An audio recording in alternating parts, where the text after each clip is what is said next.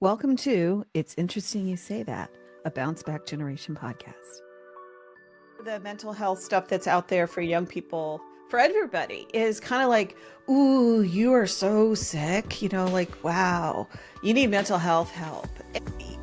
I just keep coming back to this thing like, well, of course just like you would need physical health help, you need that help, but it's because we live in such a sick society. How can we not need, like, it's like, here I am, this person that's a human being that is experiencing life, which is very difficult and confusing, and nobody gives you a manual for it, and then you're kind of just thrown into it and you're expected to thrive and do well.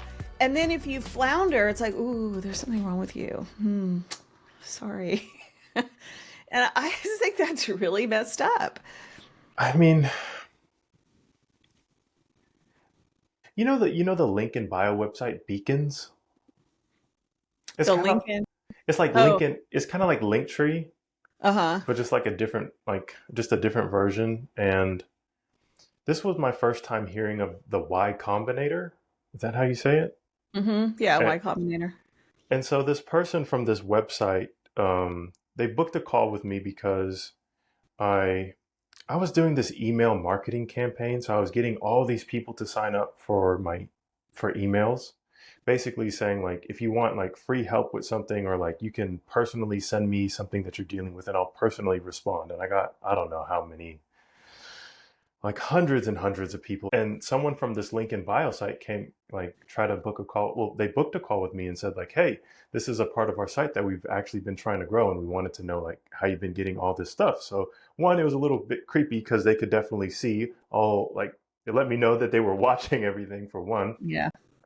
But then they said like we're trying out this new feature. And so we started out with a whole bunch of startups from the Y Combinator. And basically well, the way he explained it to me, it was like pretty much fight to the death. Like they fund everybody or they fund a select few. And then whoever wins continues to get funding or pretty much doesn't die. And I was like, and I know that's a different thing, but kind of talking about, the state funding this Solana, is it Soluna? Soluna. Soluna. And so kind of relating back to that, I was kind of thinking, well, the state must be just giving this a try. Like they're throwing money everywhere, especially California. We kind of fund everything. Experiments will serve that group. Will serve, kind of like Oprah. Like, and you get a present, and you get a present. That's right. And my first thought was like, hey, like they're doing everything else. Like this might be decent too, but I know in Canada they have free healthcare, and I coach, maybe about three people that are from Canada, and they specifically don't use it because it's not specifically because it's free, but because when it's free, um, there's a certain there's just something that lacks there. Like they don't get matched up with someone that they like talking to. It's not personal enough. It's not real enough. It just feels like here the state kind of threw this up to like serve something, and it might serve some people, but there's a whole group of people that it doesn't serve. And that was my thought with Solana. Like it might do some good for some people, but there's still going to be a segment of people that it's just not really working for. Well, it's funny because we're talking about government, but it's also about kind of capitalism and how it works. So the Y Combinator is really about capitalism. It's like, let's put money out there. If I understand how Y Combinator works, it's like let's put seed money out there and then have all these companies fight it out with each other to see who rises to the top and who's going to be like the startup that's going to end up being Google or something like that. And I mean, nothing wrong with competition. I get that part of it. But then there's the other side of the capitalism thing, which is we're making money off of certain things that maybe we shouldn't be making money off of. And I personally think like health, mental health, or things like that, you have a vested interest in a capitalist system of perpetuating the problem, not solving it, because then, it's like the old saying, that I don't know exactly how it goes, but it's basically that if you go see a psychiatrist and they heal you, then you're no longer a customer. So what does that mean to that therapist? And I don't think all therapists do that, don't get me wrong, but I think that that's just what the system says. Like, keep it going. Now we healed this thing. Oh, we got something else going on we got to work on. And so you're always sick. You're always needing something. But then you have this other layer, which is what you're talking about, which is government. And the thing that's really interesting is that when you look at government run healthcare, or government advice for health issues, like let's take a pandemic, the government's going to give you the solution for the masses. What's the best thing for the masses? Well, the best thing for the masses is, everybody go indoors and don't go out for 6 months and wear masks all the time. And that may make sense for the masses, but it doesn't necessarily make sense for the individual. So you might get a lot of care that's generally good for the entire population, but not necessarily addressing that individual's needs. Like I get, claustrophobic if I wear a mask, or my kid, has asthma and it just makes them feel like they can't breathe, or, whatever it is. Same thing with vaccines. Yeah, I don't even want to say this because then it'll get banned on whatever, but the things like vaccinations, individuals may have a different response than the whole entire, population. So, so what's the solution to me is that I just think that we look at mental health so wrong. There are people that need medication, they need specialists and things like that. For people who have things like schizophrenia, bipolar disease, and again, I'm not a therapist. I'm just telling you what I read and understand. And then there's the vast majority of us that are having responses to life because life is fucked up and it's really complicated. And we're having these natural reactions, like what we talked about the other day about, like, oh, I saw this video of somebody who, when, those beepers that they had that exploded. And I saw a video of a guy standing in a shop and the beeper exploded in his pocket. And I'll never get that out of my mind. It was horrendous. How can that not affect us? But it's like, oh, that affected you. Are you okay? Maybe you need to, take time off and, yeah, but those are normal reactions, right? That immediately makes me think of capitalism, because in a normal world when it's just like you and me, it's like, well, like, hey, are you okay? Do you want to talk about it? Like that's horrendous. But you go to work and now you're working a bit less. Now you can't get that off of your mind, and now you're not finishing your project. And it's like, hey, are you okay? Do you need to Mhm. take some time off? Do we need to get you off payroll and fill the spot? Exactly. You're not meeting your quota. So, and there's an incentive to then label you as, oh, you're kind of, they're weak. I mean, I saw it too, but the quarterly report needs to be done. You know? I mean, and that kind of brings us back to the AI thing. Like, is that going to change if we're farming out so much of our work to AI that it can get a lot of stuff done, especially when we start to have these agents that can go and, while you're sleeping, they're answering your emails and solving problems and, designing this and that. You just give it, you give it the right instructions before you go to sleep, and it's going to take care of everything and work on your stuff like little mice, at night. And then you wake up and it's all done. So what are you going to do with yourself? Well, maybe the nice thing is you don't have to run around in the day like little mice getting all your little stuff done. Yeah, true. But what would you do if you could farm everything out that you do to AI, which you could, right? You could have an avatar of yourself as the coach that, meets up with people. Set your appointments, be an avatar, Do the respond back by, emails, make the content, though, run the whole business. yeah. I thought about that a lot, and I was going a little bit into the deep end of around that time I sent you, or I told you about that service that was like making AI avatars. I was Yes. looking Yeah. into everything that could be automated, and at first I was kind of like excited because I was like, "Oh my goodness, the money you can make! Like, I'm going to save so much time." And then the more I thought about it, the more I was like, "Well, this turns into something else if I do that. Like, if I'm Hmm. not actually responding to the emails, if I'm not actually talking to my clients, if I'm not actually making the content, then it's just not. It's not me. It's something else, and maybe there's a place for that." Hmm. Um, and maybe something else does pop up where it does the same exact thing I do 100 times more efficient, but I still like what I'm doing. It's meaningful, right? It gives you some meaning and it's something to do and you think about it. There is a adult actress that set up an AI avatar and has a website and people go on it and she trained it and everything, smart girl, how to react to things and stories to tell, blah blah blah. And she was making like $70,000 a week. And she could clone her avatar. She could have it be look different, have a few different tricks and things like that. I I mean, I people want it. I think there's a deeper question people need to ask themselves.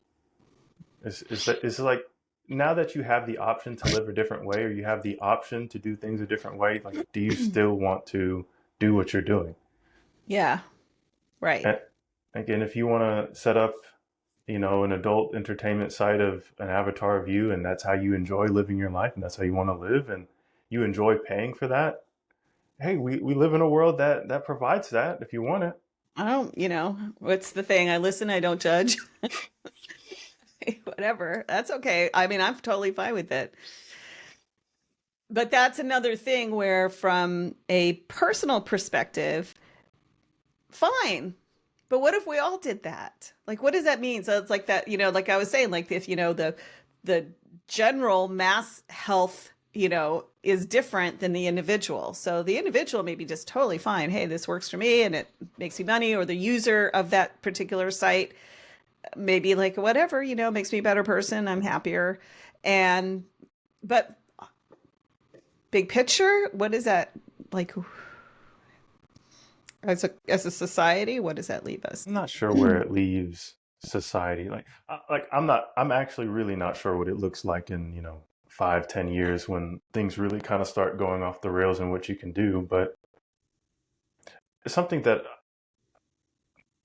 makes me more comfortable is that we also live in a world where, I can maybe like do my little meaningless large scale thing that makes me happy, and like it makes me happy. Like, all the tools are there for me to do that and make a living and to live how I want to live and live purposefully. And maybe I'm not making 70K a month doing that, but I don't know. There's something about it. I don't think that's going to go anywhere for people. I think people will just have to make a choice I think it makes people have to look squarely at the question, how do I want to live? Right. And there's Well, what no would you do? What would you do all day? Tell me what your day would be like if you were able to get AI to do everything for you. probably be bored. Yeah. Then you'd have to go find that lady with this 70, thousand a week or a month or whatever. Yeah. Honestly, I'd probably get depressed. Hmm.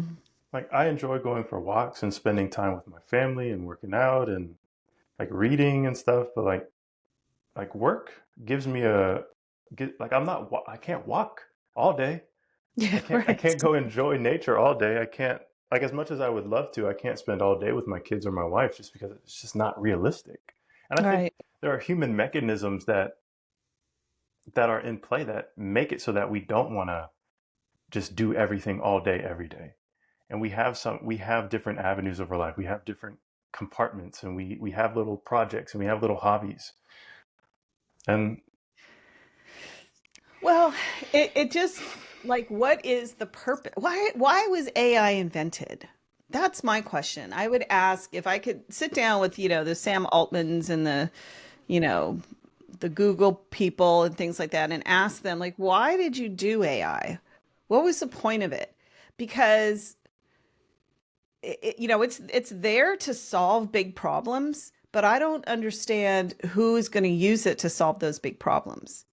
I mean, the guys who, and it's usually guys, who created or invented or put together AI, all those people over the decades, they kept telling us that it was going to be like the thing that would help us to, solve these big problems, health problems. We can map out all these proteins. Like if we could, the things that would take 100 years for a human to figure out all these, there's so many proteins. And if you put them together in different ways, you can come up with drugs and you can figure out illnesses. And, so we could actually be healthier. That makes a lot of sense. And I think there's a capitalistic incentive for people to take AI and then solve problems. These pharmaceutical companies will use it.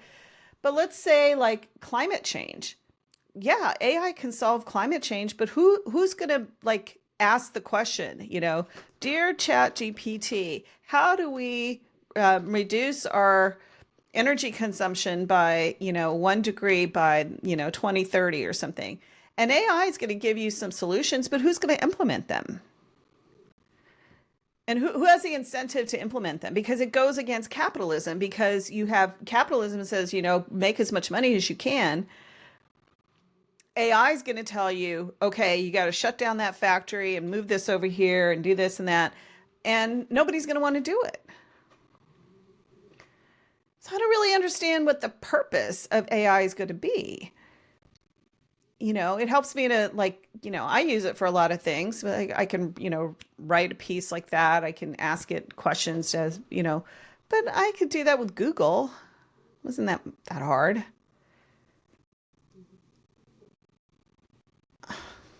I have I have a difference in I think AI in the aid of capitalism is very powerful, but I also think in the same way it's kind of like I don't know, you know the archetype of like the thing that's going to make, the dictator the most powerful dictator in the world is also the thing that gives power back to the people. Hmm. I think like I have hope for that. My wife and I we went on this walk the other day and we were talking about our parents and as they get older what it's going to look like to care for them.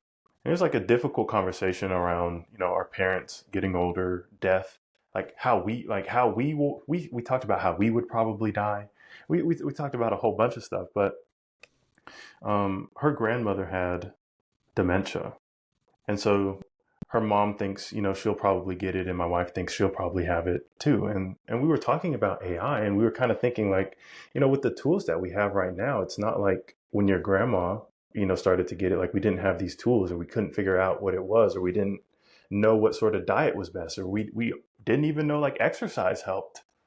We didn't know that you couldn't microwave bacon every day and eat that, and that would have an effect. And I was like, well, we know all these things now, and then we have all these little personal computers to get all the information we ever wanted it. So, like, as it may be in your genes, and that might be your trajectory if you live the same sort of lifestyle, we have so many tools now that, like, we can maybe not, I won't say reverse it or stop it completely, but we can definitely prolong it with the information that we have. Hmm. And when it comes to taking care of our parents, I know Elon Musk is making those robots and everything, and it's super creepy. But then I was thinking, like my wife said, like someone to hoist you up while you have to get your Yeah. diaper changed, and like having a robot around means like I'm not gonna have to change my parents' diaper, Yeah. and we can extend the amount of good years that they have, and not only by making their life better, but like reducing the burden or the stress on us to take care of them. Yeah, 100%. And I see the value in that. I do. Um, but it reminds me of a friend of mine. Her mom, uh, I remember I talked to her like February of 2020, and I said, there's this, she lives in Indiana, and I said, there's this pandemic that's going to happen, or it's happening, and, it's hitting the nursing homes. And she's like, oh, I'm going to take my mom out of the nursing home. So she took her mom home and took care of her She didn't have dementia, but she had a lot of illnesses and she was very obese and it was very difficult. I mean, the stories of the things that my friend had to do for her mom were basically the same things that you do for your baby, right? But, you've got a big person. Um, but the day-to-day care and the that she gave to her mom built up this relationship that partly needed healing and partly just needed to be together. And so there's something about not farming everything out to a robot, which I think will be very, very tempting. Raise my kid, cook my meal, take care of my old people, do all these things for me, clean up my house. And there's a lot of meaning in those things, caring for somebody. I mean, you could probably have a robot take care of a lot of things with the kids, just like a nanny used to do. So there's another job that could go away. And then they could teach them other languages, and they could teach them about math. And I mean, so I just keep coming back to what will it do to us as humans to have things that could do stuff for us, but also be smarter than us. They've already hit this. So there's a Turing test, which is like, does it fool a person? Like if you were to, what the Turing test is, right? Mhm. And yeah, so just if people are listening, it's a test that says if you talk to, let's say, like through a screen, if you're talking to an AI or a robot or something that you don't recognize, it feels like a person. So that's already happened, and you can see that every day. And then the next test is, are they smart as a person? And that test was hit, and then they decided, oh, we need to up the game on it. We have to change it so that people are actually smarter than we thought they were. And then so that's where the AI needs to get to. But pretty soon it's going to break through that, and it's just going to be infinitesimally smarter, or much smarter than we are. And I yeah, I don't know what does it mean to be a human being if we rely so much on machines and artificial intelligence? And how are we going to draw that line? Like where are we going to have this like crisis of identity?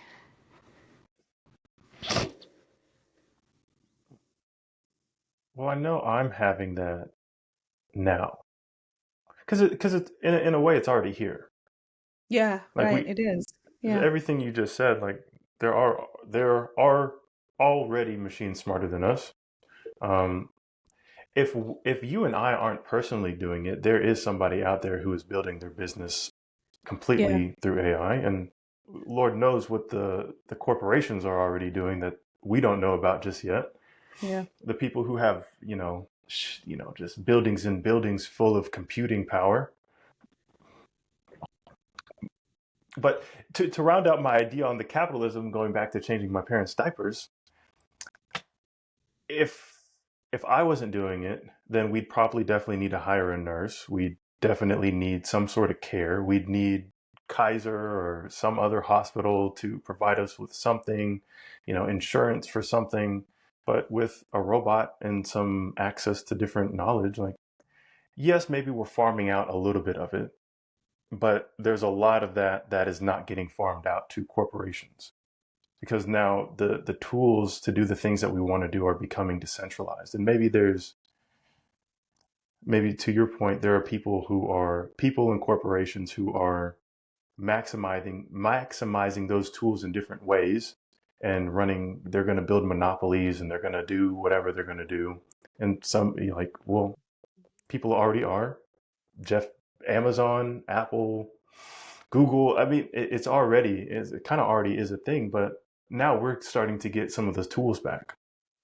And I I see the point of view where it's not all sunshine and rainbows because it's not.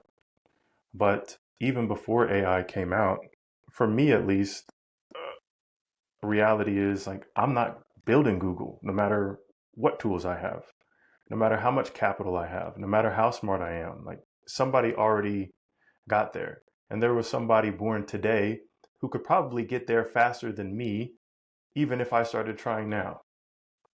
But something also that I try to keep in mind is like, I also don't want to build Google. Like, I also don't want to start a monopoly. I just don't want to live my life that way. And that's nothing on somebody who does. Like, I believe you should do what you want to do, but none of that other stuff scares me too much because either the world's going to end or the world's going to continue and I'm just going to continue to do the things that I'm already doing and I have more tools to do that. So almost like raise what rising waters raises all ships, Right. Right. and just trying to focus on that, because if I don't, then the case for just giving up and doing nothing becomes very, very strong. For me at So, least. so you're basically saying, look, the it's here to stay. It has a lot of benefits. There's, um, let people enjoy what it can offer us. I mean, is that what I'm hearing you saying? I mean, my kids, I can already tell my kids are going to be smarter than me. Yeah, of course. I Not. mean, it scares me a little bit to be like, oh my, like they caught on to that fast, or like Mhm. they know me a lot better than I thought they did. And it kind of, but it kind of made me think of AI in a sense, like it's already smarter than me. There are already things that are going to surpass me in every way. And why wouldn't I want them to? Like, maybe there's going to be some bad apples out there, but I hope there are some good ones too. And the same person that can build Amazon, or the same person that can, build Tesla, like maybe for each one of those, maybe the systems currently in place allowed for those sort of people to get to those sort of positions, but maybe the next set of systems allows for the person who's going to solve climate change, or like actually solve hunger or solve cancer and make things actually better.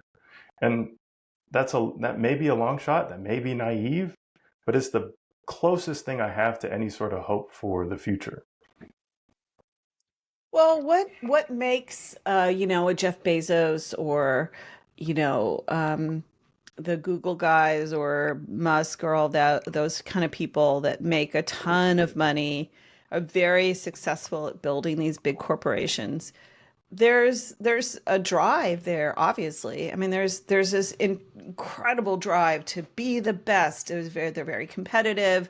They're always comparing themselves to the other, who has the biggest yacht. That was a big thing of like 5 years ago, who had the biggest yacht. Now it's who has the fastest, uh, rocket ship, that can go into outer space. So do we does AI start to take some of that away because there will have to be some kind of basic income if there's all these jobs being lost, which there will be. We know that. And where's the impetus to be the best and to be competitive? And what are you going to be competitive in? And how, like, where are the doors that are going to open for, you know, the kid who grew up in Oakland or something and is like, I want better for myself. I Now, this might not be super correct, but companies have maybe just as much, maybe even more, or on track to have more power than nations. Mm-hmm.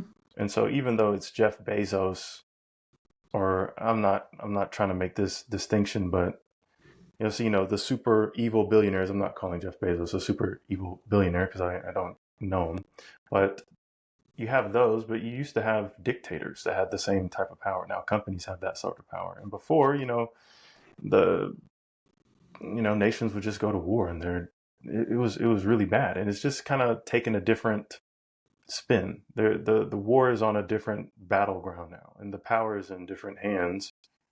But I don't know. I'm not exactly Christian, but the saying that the meek will inherit the earth, like maybe it's just been thousands and thousands of years where power has been in the wrong hand or the wrong human drivers have driven humans. But maybe there's a tipping point where there's this video. I think his name is Robert Sapolsky, and he was explaining how, like, if you give testosterone to a whole bunch of chimpanzees, like his point was basically like testosterone doesn't make like chimps or people violent, or like it doesn't make men particularly violent. It just it gives them more drive to show whatever the value of the society is. So if, you know, in a chimpanzee society, if that's violence so that you get to the top, or like to maintain your social status, like you exert violence, and that's what the chimps will do. But if you give a whole bunch, he gave this example, like if you give like a whole bunch of Buddhist monks testosterone, they're going to go around like trying to one up each other on who can feed the most homeless people. Yeah. And so maybe if the values shift, so for these highly driven men, where like maybe it was money, or maybe it was capitalism, maybe it was yachts, maybe it was women, but now it's like who can solve climate change, like who can do the best, who can provide the most good. And maybe that's not the right mindset to go into it with, but maybe that same sort of energy and drive just gets put to use in areas where like it's more useful to everyone. And Well, yeah, I mean, wow, what a great world we would live in if CEOs actually got paid, got recognized, were incentivized to be good. I mean, we just seen what happens with the CEO in New York, because the incentive structure of a corporation is simply to make more money for your shareholders. And for most corporations, you don't do that, you get fired. You're not incentivized to do good for society. That's what nonprofits are for. Nonprofits are, you can't make a profit, you can't share in the profit. So if we made $1 kajillion at Bounce Back Generation, all it does is it goes back into Bounce Back Generation to serve the purpose, the mission of the organization. For a corporation, you make $1 kajillion, that gets distributed to shareholders, and then you continue to be the CEO. So I just did a video for this on my other YouTube channel about climate change. So when I was in law school, the way that my professor described a corporation, because a corporation is a structure, is a legal structure, but it has the rights of a person. Why? It's not a person, right? Because the corporations were very good at finding legal loopholes and, you know, getting judges, I think, to be on their side. Because a lot of people think corporations are good because, you know, it's that old thing from Wall Street. Corporations are good because greed is good. Greed creates competition. Competition makes sure that we have the best of the best. But that's not what actually happens. The corporation is treated like a person, given the rights of a human being in the United States, which is the right to free speech, being the one thing that they really, really wanted for corporations. Why? Because free speech allows them to give money to politicians. Now, if you give money to a politician, you're going to get a politician that's going to be on your side, especially if they have a 2-year term in Congress or a 4-year term as a president, and they know they're going to need to get back into, you know, dip into that well again. So we have corporations that are in control of so many parts of the government, and it all, you know, gets painted over with great advertising and marketing, and we're good, and look how wonderful we are, and we're doing all these good things. PG&E, you know, the electrical company here, puts these commercials out about how good they are about undergrounding the electrical wires, and, you know, keeping an eye out for wildfires. Why do they do that? Because they lost in court and they had to pay a huge amount of money and invest into those things because they kept lighting freaking fires in the state of California and killing people and destroying homes and businesses and crops and animals because they did not take care of it, because PG&E needs to make a profit. It's not a public utility that, just does good for the world. So the reason I bring this up, and you talked about like wars and things like that, ever since there's been big organizations, our government has been going and fighting wars on behalf of corporations. We have done this, especially in the developing world, where we've gone in, we've manipulated things so that there's a war, so that we can get in and we can take the Nigerian oil, or the Brazilian land to grow pineapples or bananas, right? This is the problem that I see with AI, is that we're going to have these corporations that not only are very powerful because they have a lot of money, but they are now the holders of this immense intelligence. And what is their incentive to actually do good? Besides morality, right?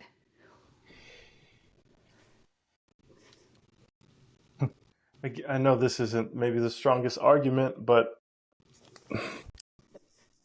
hope, hope for like like maybe people in positions of power now, or people that hold those seats in companies, the shareholders, like that mindset is maybe a bit too far ingrained to like really kind of turn back. And I see this a lot, like with people that I coach. They're always talking about their parents and how like I'm trying so hard, it's just too late. Oh, it's just too late. It's just too late. Like they just Wait, too can't. late for what? Like, So like they're always trying to like fix relationships with their parents, mm, or like they're in this traumatic cycle with their dad or their mom. And like I have a lot of empathy for that, and like in some way like I am too. But all but somehow the conversation always comes back to, and if I think about it, like even my parents, like with their parents, like it's always like, well, they're too set in their ways. And like this is the relationship that we can have. And like any energy put beyond that is just like it doesn't go anywhere, because like that's just how they were raised, or like that was their set of experiences. And I think for the people that hold positions of power right now, it's kind of the same thing. Like money is probably not going to stop being their driver, or like whatever is driving them to do those sorts of things is probably not going to stop. But as soon as the person behind them steps in, or maybe like the person way down the line when it's their turn. So like when I'm thinking like when my kids are that age, or like their kids are that age, like maybe one of those people, like if the world stays alive long enough for those generations to get into power, especially when you think of how like mental health has been such a trend, and you know go to therapy and do coaching and journal and write, and like all these things are great. It's to the point where maybe it's kind of a meme now. mhm. But those younger generations, they don't think that's a meme. Like that's just what they're coming into. They're coming into a world where like you don't stay in traumatic relationships, or like you have avenues to talk, or like bullying is not cool anymore, or like you can be yourself, you can express yourself, you can find your group. And I think when those kids get to a place where they make real decisions, I have a lot of faith in them to make the right decisions for everybody. Well, I think there are people alive today that make the right decisions, but they don't end up in the corporate boardroom. They don't. And this is I don't want to say a fact, but this is information that has come out from a lot of people who study some of the more destructive mental illnesses like narcissism and psychopathy, that they are the people that end up at the top of the corporations. Why? Because you have to, talk about United Healthcare. That guy there that got lost his life, he he was able, knowing what he was doing to people, to make decisions that increased their bottom line. That was the meeting he was going to, was to meet with the shareholders so that they could clap because he made more money for them.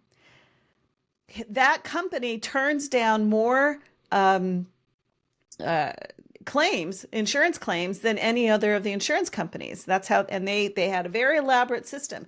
So he didn't have to go in and say, I'm going to, pull the plug on grandma, or I'm not going to give this child who has cancer their, medication so they don't throw up 24/7 or whatever it is. I actually heard that if like they take away prosthetics from people who've lost a limb, they'll go and repossess a prosthetic. Somebody else down the line does that. And that's the other problem with the corporation, is that the people make their decisions in their little bubble. They just, they fill out the form and they check it off and, okay, I did my job. And that form then goes to someone else who does, oh, I'm going to be the one who goes and repossesses the prosthetic leg or whatever. I'm just doing my job. So that's the problem for me, is the way we've set it up, that you can do terrible, horrible things to people and you don't have to see it. You don't have to experience it. That person can't reach you to say, this is wrong. Look what you did. You should feel sorry. And this is morally wrong. They're just, the guy at the top was just he was doing his job. Let's make more money for the shareholders. So I love that you have faith in humanity. And I have faith in humanity too.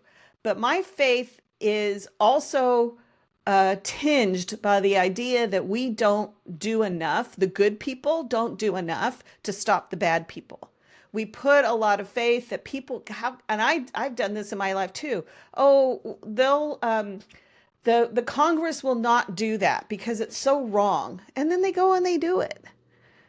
I was around when they, like, after 9/11, and it was like, obviously we knew right after 9/11 that it came from Saudi Arabia, and it came from a guy in Saudi Arabia who was fairly wealthy, who had been building up this whole, army so that he could go and attack the United States. And we decided to go to Iraq. Why? Because we had interest there. And because, George Bush Jr. was pissed off because Saddam Hussein had threatened his father. He had all these personal reasons. And then there was corporations, and there was oil, and there was all these other things. And we did the wrong thing. And I've watched us do the wrong thing over and over and over again because there aren't enough incentives. There aren't enough things that make us. So getting back to the AI thing, I don't think these guys are going to do the right thing. And I'm worried about us keep piling onto the next generations all of our, like, oh, we can't do it, hope you guys can fix this. And I feel like I have a responsibility before I die in the next 20, 30 years or whatever, to do something so that the next generation doesn't have to go through all of this bullshit. Let's make some good decisions now. And one of the solutions that I heard that I really like is we should push the government to really, really tax AI companies. They should pay like a 90% tax so that all that money can go into actually implementing the solutions that AI comes up with, and to help make up for the fact that it's going to take away so many jobs. Something like that we have to do. And I think we have to change the corporate structures that we have set up so that make it so easy for people to just do terrible things and not only get away with them, but get incentivized with money, lots and lots of money. That guy that got in New York, the United Health guy, I don't know, they make like, $15 million a year, more than they get the stock money coming in. I mean, anyway, that's my diatribe against, not just, it's not about AI itself. I don't think the AI in itself is bad. I think that the way that we have structured our society and corporations is going to turn AI really, really bad.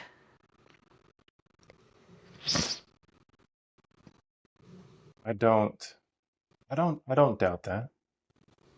You, I'm thinking of like Disney movies where, like the king is just, he's the worst.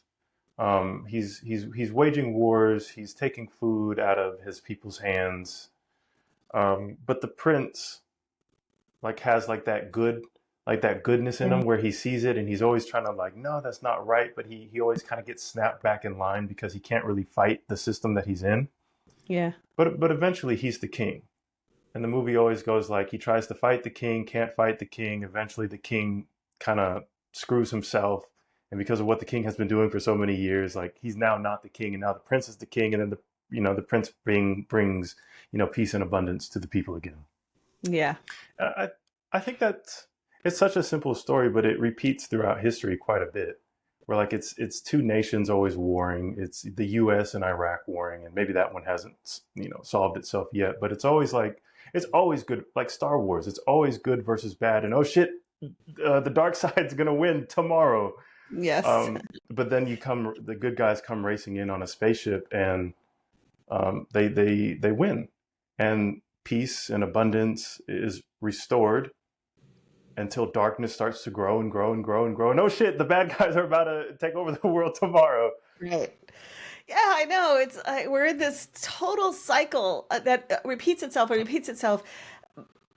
I don't know why that is. And I when you talk about like mental health stuff, I think we talked about this before, how we have these cycles also that when we're treated badly, we somehow either do it to ourselves again. So somebody was mean and abusive to us, we'll find a way to find a situation that will repeat it back to us over and over again until somehow we spin our way out of it. Or we do it to somebody else. We turn around and we are the same person to somebody else. I mean, parents will tell you that all the time. You'll end up like you'll stand there one day, especially when their kids are teenagers, and you go, "Holy shit! I just said what my parents said to me." And I just never thought I would say this. I said to the other day, I said to my son, I hope your children treat you the way that you talk to me one day. And he's like, yeah, sure. I hope so too. I'll put them in their place. I was like, oh my God, that's exactly how I was when I was 17 or 16 or 15. So why do we have to keep repeating these cycles? And can't we find a way to get out of them? And you're very optimistic, and I like that. And I think that you're right. In the long term, things get better. My view is that even though I have this really optimistic view, like hopefully we solve it all tomorrow and peace and abundance is restored. But I think my more realistic view is like I have that hope, but like maybe the cycle takes 30, 50 years. And like my place in this cycle right now, like is maybe like an unfortunate place to kind of just be dropped into or to be born into because I kind of think of like maybe the trajectory of America. Like there have been like some really great times to be an American. Mm-hmm. Like I don't know. I think of like how they I don't know, but how they describe the Roaring Twenties, and but then also like I also think of like the Great Depression, and I'm like, oh, like those weren't too that wasn't too far apart. And there's these boom and bust cycles and these war and peace cycles, and I think I've kind of personally just tried to think like come to grips with try to realize the part in the cycle that I'm at, and then kind of adjust my behavior and mindset to that cycle because it's not something that I can really change. But Yeah. also, in a way, maybe there's a lot that I can change. And if I act like I can change it, even if it doesn't happen tomorrow, maybe like you said, maybe we work towards a world where like maybe 30, 40 years down the line, like kids have a real opportunity of like experiencing what the world could be instead of always like thinking like, oh, it just is what it is. And maybe we get to have a part in building that. But that also might mean we have to sacrifice our lives for that. And we don't get the peace, we don't get the abundance, we don't get all that. And we kind of have to carve that out for ourselves on a very small level so that we stay sane enough to keep working towards the larger goal. Well, I mean, the whole thing about sacrificing, you know, but we also live in a culture where I'm not sacrificing. What about me? What about my needs? Right? It's hard for people to say, I'm going to sacrifice this so that the next generation has a better better chance or better future. And I think what's happened though is that, we have these, like you said, the boom and bust cycles. And they used to be really long. They would go for hundreds of years. So first it was thousands of, well, first it was millions or billions of years or nothing happened. Very slowly it was, the molecules kind of getting, the proteins and all this stuff happening. And then it became hundreds of years, thousands of years. And it became hundreds of years where these cycles would happen and there'd be big changes. Then it was like 20-year cycles. Now it's like every year some kind of catastrophic shit happens. And then you have on top of that climate that is not going to be fixed. We can't say we got to wait 50 years to fix this. It has to be fixed now. We're already living through what happened because we didn't fix it back in the 70s when, Jimmy Carter was being made fun of because he was like, let's stop using fossil fuels. And he turned down the heat in the White House to like 66 degrees or something crazy like that. And everybody was freezing. He was just like, wear a sweater. And he was really very, forward thinking.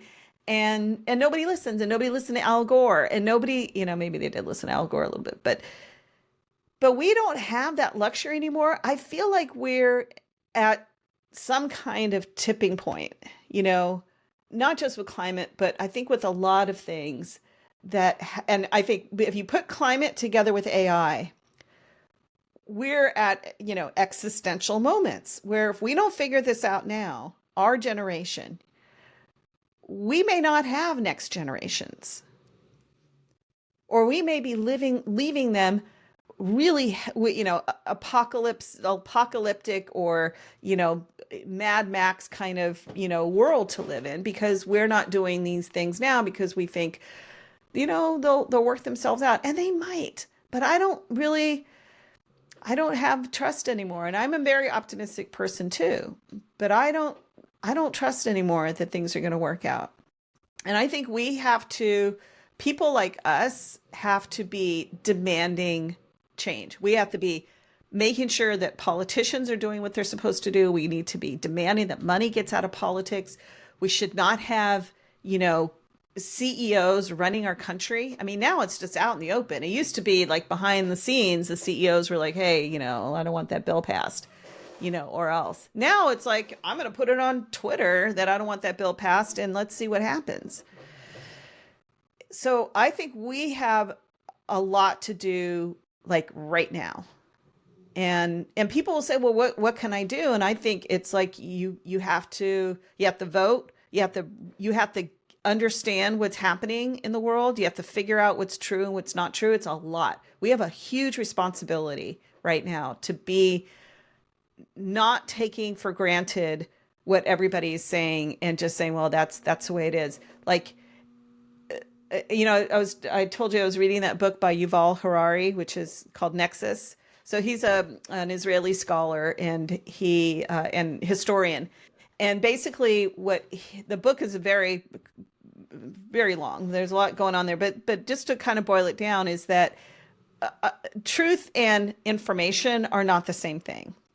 And facts and truth are not the same thing. And we have to start figuring out how to put all that together so that we can make better decisions. And what he says we have to do is, and this is where AI could help, is that the way you come to some sort of truth is through checking. You have to have a loop where you put something out there and then you let people check it, run their own experiments, figure it out for themselves, come back and say, that's wrong. Maybe that part of it's right, but this part is wrong. That's how science does it. And we have to think more like that because we are also very prone as a species to love stories and to love things that, make us feel good and, boil things down to analogies, and which I love to do. And I think that's an important part of being a human. It's actually, he argues that is the thing that separated the sapiens, which is our species, from the Homo sapiens, our species from the Neanderthals. that the Homo sapiens learned how to use storytelling. And when they were able to tell stories, they were able to spread information like, okay, I'm going to tell this story about where the antelope are, you know, and you go around this tree and then there's this, the rock shaped like a mushroom, and then you da da da whatever. And the Neanderthals couldn't do that. They didn't have that kind of communications and stuff like that. And that's why they were defeated. And that's why we are now the dominant species of humans. So I But don't know if maybe all that, not for long. yeah, maybe not. Maybe to round out my optimistic view on how things turn out, it is kind of believing in that story that the good guys win. Like the bad guys get a few for certain, but the good guys do too. And on the grand scale, it ends up kind of evening out. So if nothing else, like the next generation pops up and have their own battles. But I also, in the same way, like that's my optimistic view. That's my hope. That's my dream. That's what I live for, and that's how I act. I act as if that will happen, and I'm trying to play a part in that actualizing itself. I think another conversation that I've had with myself is uh, the jig's up. Um, we had a good run. um, and kind of like maybe the apocalypse is around the corner, and death is and maybe in a not in a kind of an analogous way or a metaphorical way, but also in a very real way, like death is around the corner. Like the end of the species is next year, or it's in 10 years. Like climate change catches up to us tomorrow. And I think even as a kid, I kind of felt that because I'd see all the movies. I'd see the zombie apocalypse movies, or the climate change movies, the meteors, the world is burning. And I grew up like really gravitating towards those movies, but also being like kind of like scared into paralysis by them. So I was just always. I remember as a little kid, like always being scared, like tomorrow the zombie virus breaks out, and it was such a real thought for me. And even up until maybe a couple years ago, like I would always like my whole I know this sounds crazy. I was one of these people where like my whole wardrobe was like a survival wardrobe.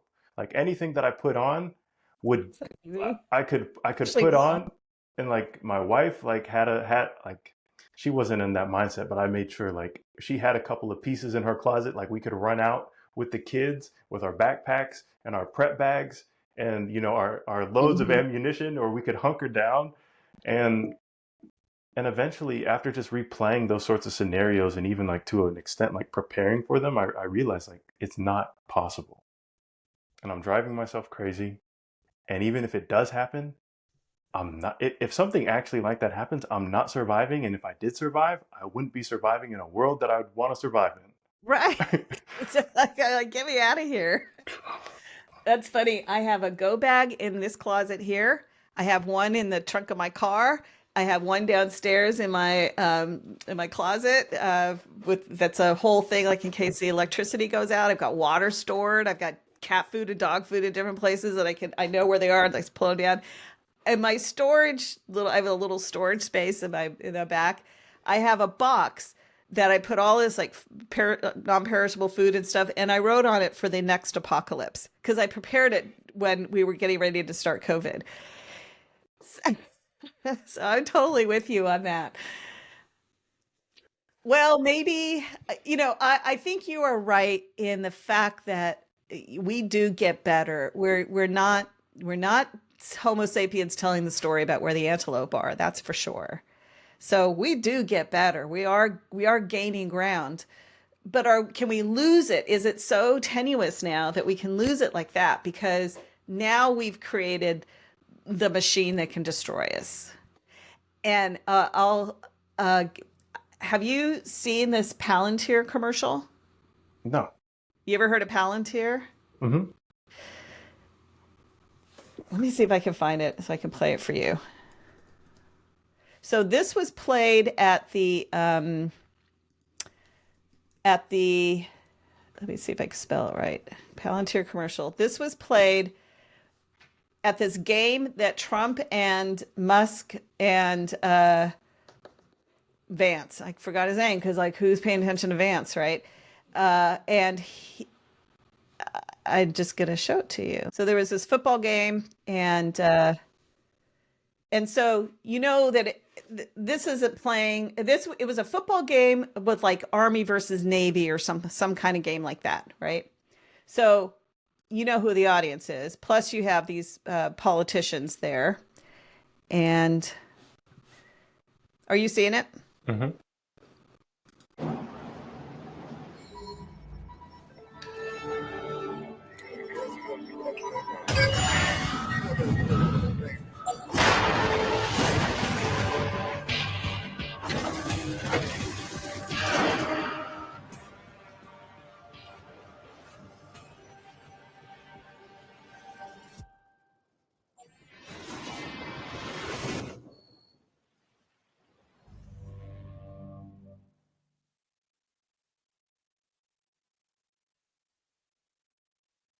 Looks like a Call of Duty commercial. Yeah.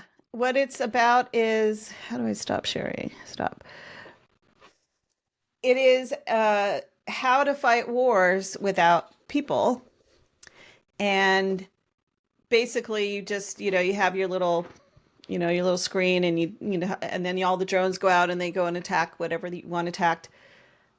That is what they're using AI for. They are also there's at Boston Dynamics, I think it's called, which is making those all those robots that you see that look like little dogs and stuff like that are really creepy. They are training robots to be fighters. That's where the money is. Nobody's making money off of my little $20 subscription to ChatGPT 4.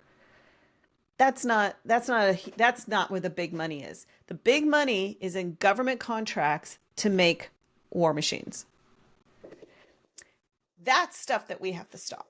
And how are we going to stop that when one of the beneficiaries of it is Elon Musk, whose buddies, they started PayPal together with Peter Thiel, who's the Palantir guy.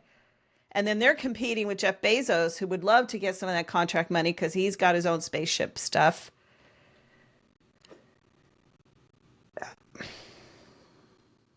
I don't trust these people at all. And I think my main thing, I don't dislike AI. I think it's great. I think it has lots of potential. It's going to do a lot of good. I don't trust some people.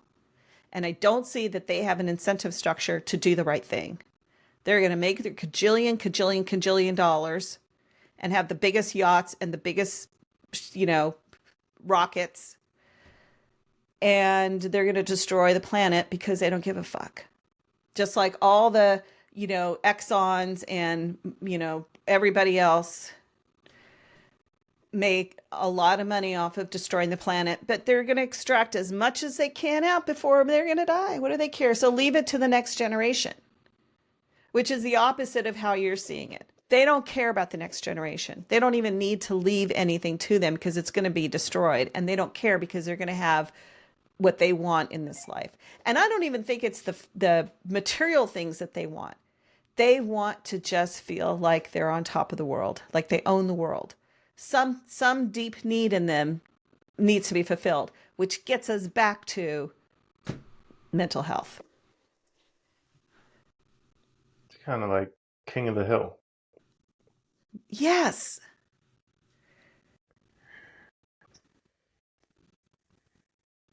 I don't know. Maybe they kill us. They could.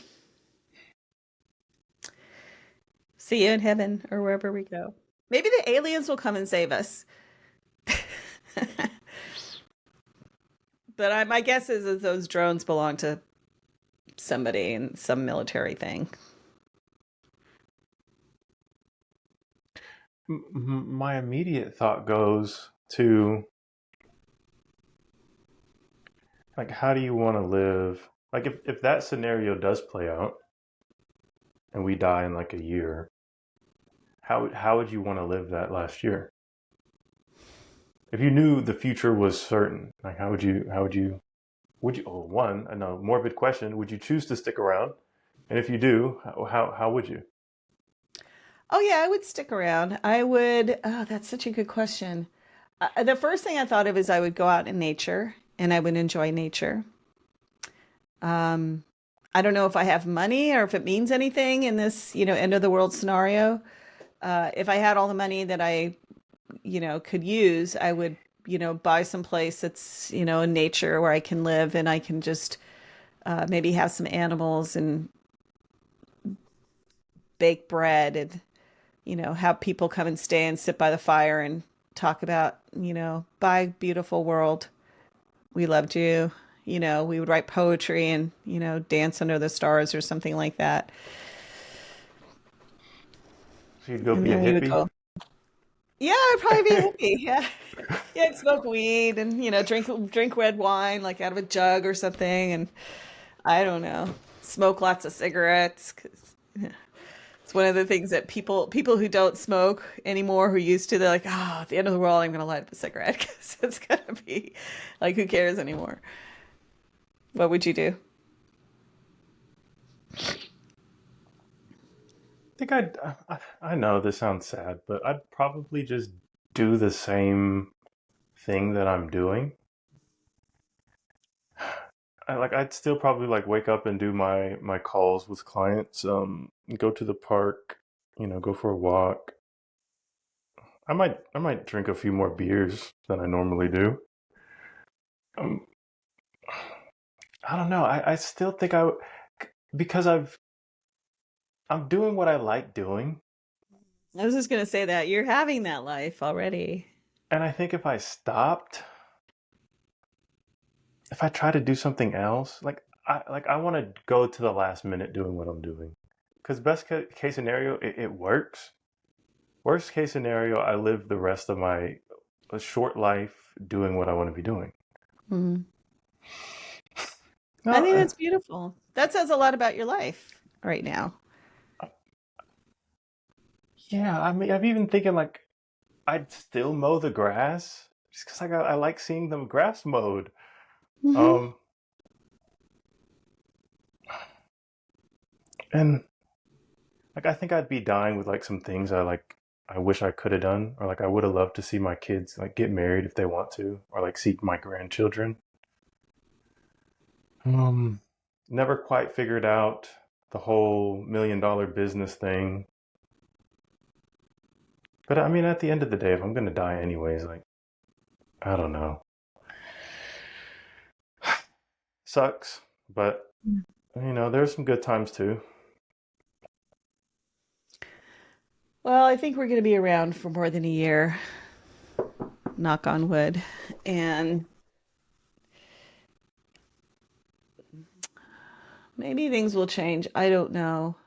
And I hope I haven't been like a downer because I just see it like we can do stuff, and if we saw it that way, that maybe we more of us, well, and I think it's mostly like people my age, like we really have a responsibility to do what we can for the generations that come after us. I feel that responsibility, and I think there's a lot of people my age that do. I'm Gen X kind of thing, where I think we're not, as a whole, uh,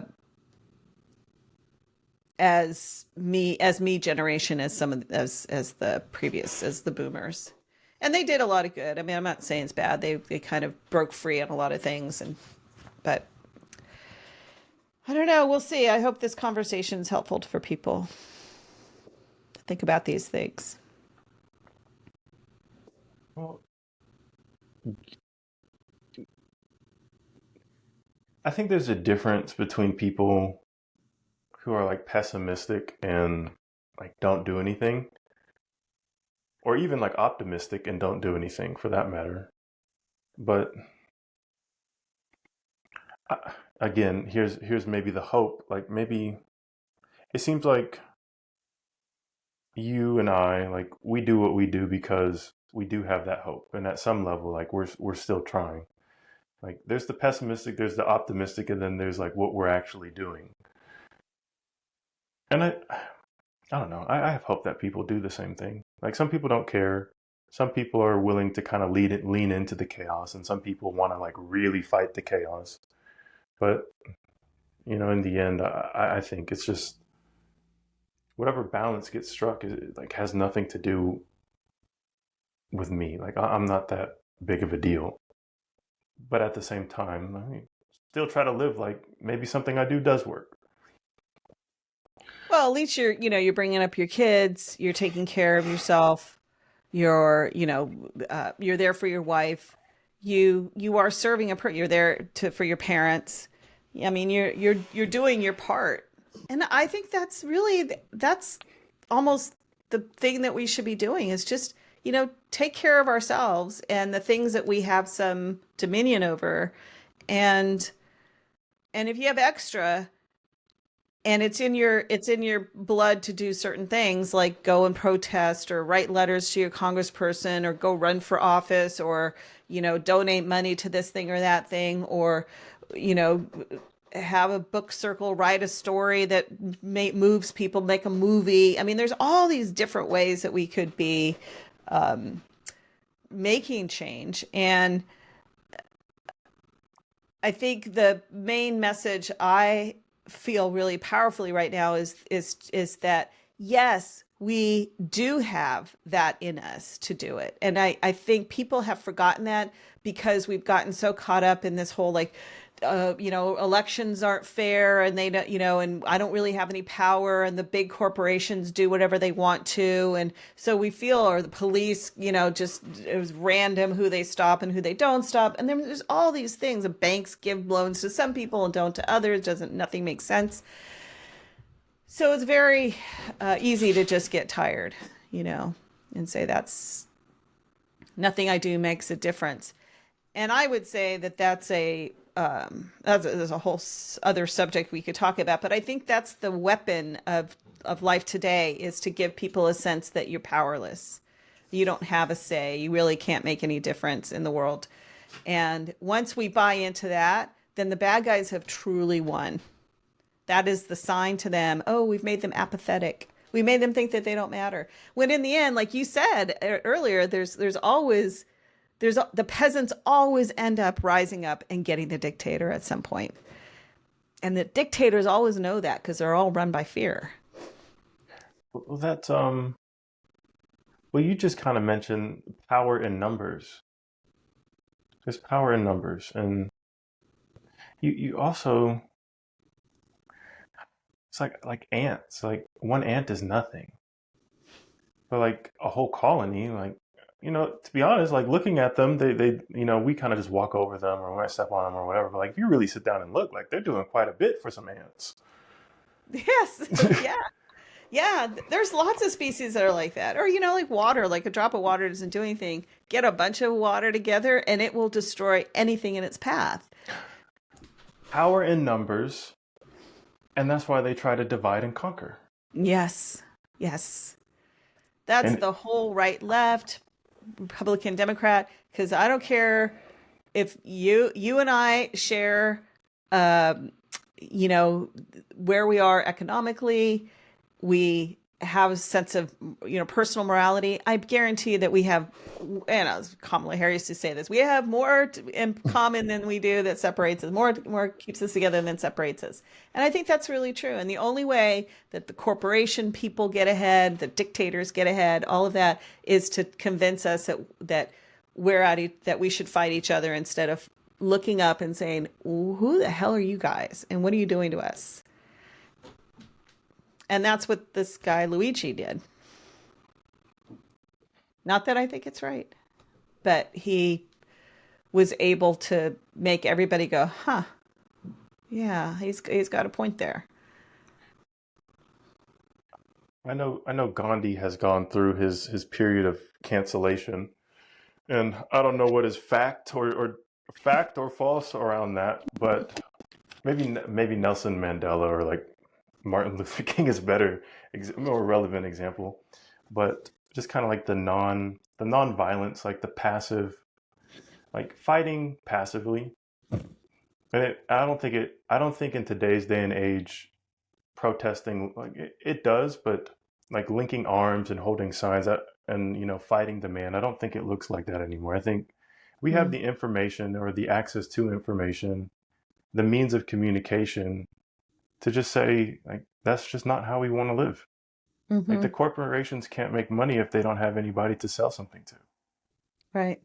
And I think there's a lot of power, kind of like the ants. Like if we all decide not to buy something, or we all decide to like appreciate nature, or we all decide that this is better for us than that, then it's almost like we live a better life, and we don't have to fight anybody, because eventually the people that we're trying like to fight, like they don't, there's no reason to fight.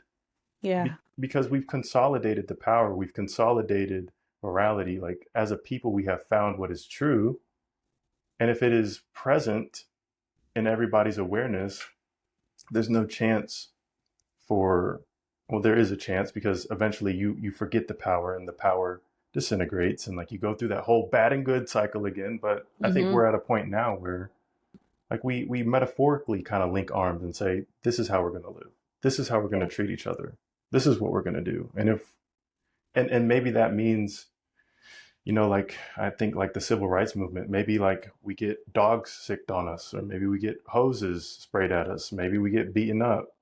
But they like, there's billions of us. They can't do it to everybody.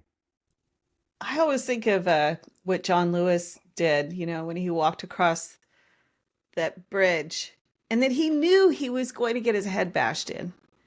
And I mean, the courage to do that is really amazing. And that's why the little things that we do, like I'm not buying that brand, or I'm not going to vote for that person, or I'm going to get involved in what's happening locally, or I'm going to make sure that when I go on social media and people say something negative about, someone who is weaker than they are, I'm going to stand up for that weaker person. All of those things we do.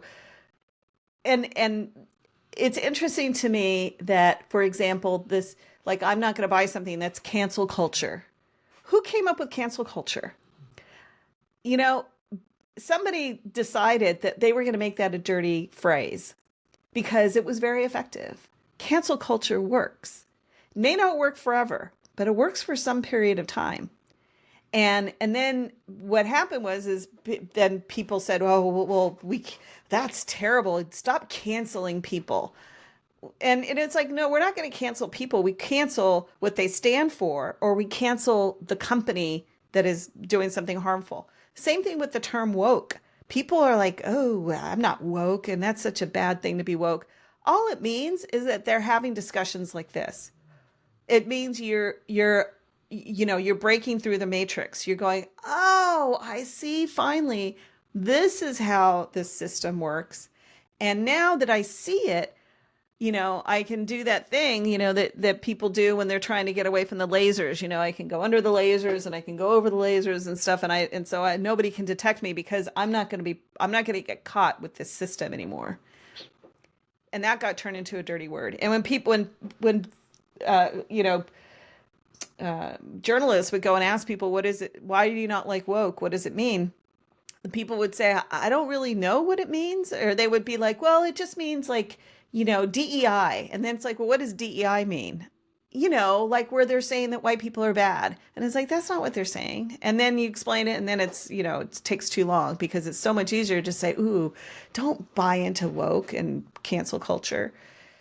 That's how we're being manipulated. And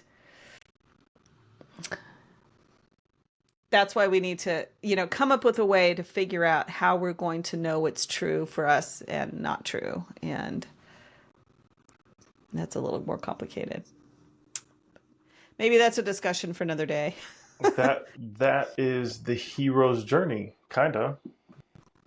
That maybe the way I think of it is kind of like the essence of the hero's journey, figuring yourself out and having Mhm. those battles within yourself so that you overcome just not just the internal but the external, and then eventually you bring other people along.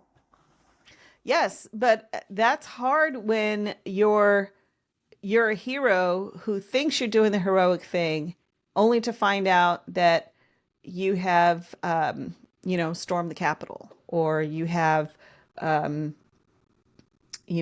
given money to somebody who's a bad person and is hurting people. It's complicated to know.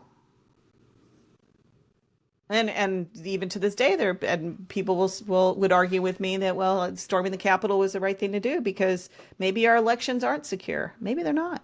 Maybe they're right. I don't know. From some perspective, maybe individually, right or wrong, who knows? Collectively, it's an event that sparked a larger conversation about what really is wrong and right. Yeah. Yes, it did. Right. For that matter, the election, Mm-hmm. the corporate AI, Mm-hmm.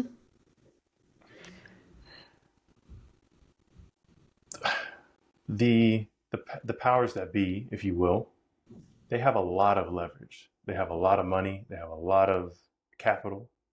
They have a lot of everything. And so maybe 10 of them get in the room and they can shift the way the world works. But if everybody else thinks a different way, then there's a tipping point. Well, like you said, they need us to buy their stuff. They need us to vote for their people because that structure is still pretty strong, that we do have some kind of democracy. I don't know how long that'll last, but at least some sense, that we play the kabuki, that people vote for people that they want to represent them because they want to represent their own interests. But I would say that right now we have elected a lot of people, and I'm talking about Democrats too, that do not represent the people. They represent the people that are paying them, making sure that they don't lose their election. And we need to wake up to that. That's all I'm saying.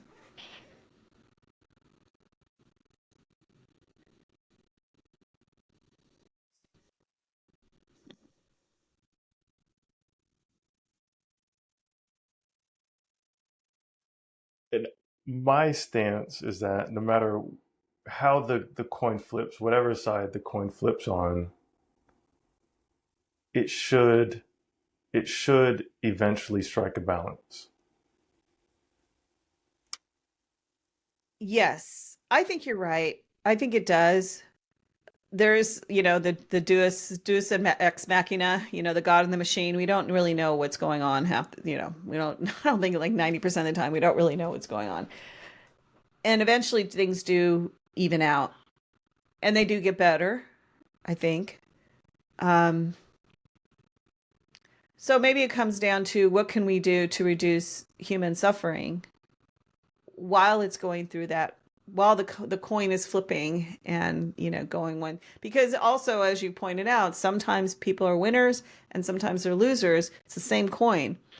There were people, in 1840s and 50s in the United States that owned slaves and thought life was pretty damn good, and then on the other side of the coin, it was hell. So It's almost like, what can we do to reduce suffering, knowing that suffering will be ever present? hmm. And maybe that's just because we are this particular species. It's just in our nature. I know that's not a popular thought, but I told you, Dolores Cannon, that lady who's this like the mystic psychic woman who read all these people their hypnotized people who saw their past lives and stuff, and recorded what they saw after they died and whatever. And she said that Earth is the one of the worst planets to be on. That this is like a hellish planet, and I still don't believe it. But I think it's nice to, not nice, but it's important to say that sometimes and look at it as if it was, because I think we accept a lot of hell on planet Earth because it's all we know.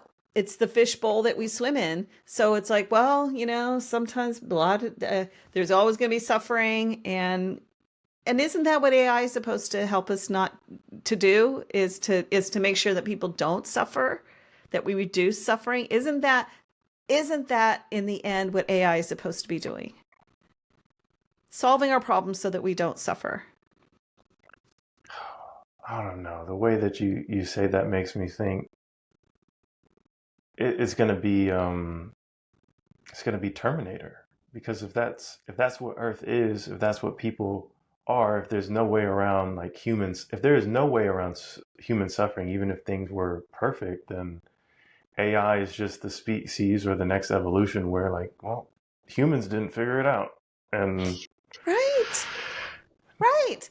Then we'll have to time travel back here and knock everybody in the head. Maybe somebody is trying to do that now. Uh, there, I have this really great idea, I thought, for a science fiction book where every chapter would be a different person living in a different time right before the world's going to end, and what they would go through, and that every generation thinks that they're just living and they've got history, but they've been infused with history somehow that didn't happen or whatever. And every generation witnesses the end of the world. And it's different for every generation. Every person, every group that's born um, sees the world end in a different way.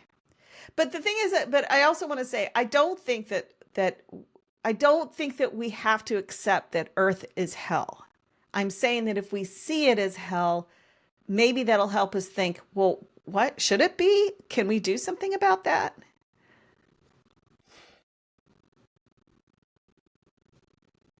maybe the obvious evolution is AI. Maybe the more subtle evolution is people who make that mental distinction and achieve that in some way while we're here. Yeah. And maybe, hopefully, those people are the ones that, oh, this sounds really bad too, but like someone with that who can create that for themselves, where like you can have the good and you can start to kind of slowly get rid of the bad. Oh no, that doesn't sound good the way when you play that out. But like that's the next evolution.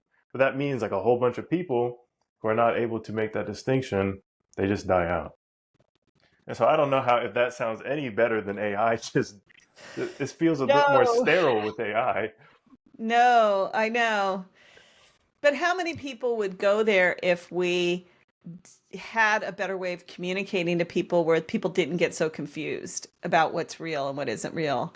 You know, such a I have to finish reading this book because that's such a big problem to try to solve.